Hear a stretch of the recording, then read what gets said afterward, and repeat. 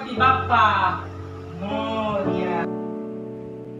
પ્રભુ, તે દુનિયા બનાવી તે સારું કર્યું. ધરતી આકાશ બનાવ્યા તે પણ સારું કર્યું. માણસો બનાવ્યા તે પણ સારું કર્યું. માણસોને હાથ પગ આપ્યા તે પણ સારું કર્યું.